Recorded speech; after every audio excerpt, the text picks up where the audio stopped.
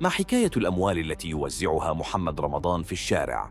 أثار المشهد جدلاً واسعاً، ودفع الجميع إلى التساؤل عن قصة الأموال التي يوزعها محمد رمضان على الجمهور في الشارع، وهل هي أموال حقيقية أم مجرد مشهد تمثيلي يجري تصويره؟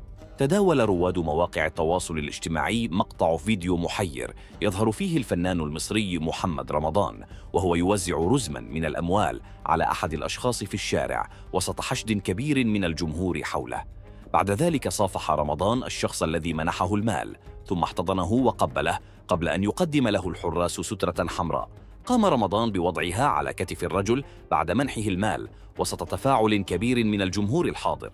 حاول البعض الاقتراب من رمضان، لكن الحراس فرضوا حراسة مشددة حوله، واستغل رمضان وجود محبيه حوله فشاركهم الغناء، حيث أدى معهم جزءاً من أغنية نمبر 1 بينما كانت الكاميرات توثق المشهد. هذا المشهد الذي أثار جدلاً واسعاً دفع الجميع إلى التساؤل عن حقيقة الأموال التي يوزعها رمضان، وهل هي حقيقية أم أنها جزء من عمل فني؟ وتبين لاحقاً أن هذه اللقطات هي جزء من تصوير برنامجه الجديد مدفع رمضان، الذي سيعرض يومياً خلال شهر رمضان المقبل على شاشة DMC المصرية.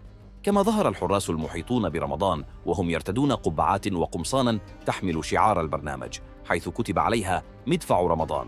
ورغم أن محمد رمضان لم يكشف رسمياً عن طبيعة البرنامج، فإن مقاطع الفيديو التي صورت في بعض المناطق الشعبية أوضحت أن الفنان المصري ينظم مسابقات ويمنح الجمهور جوائز في إطار تجربته الجديدة.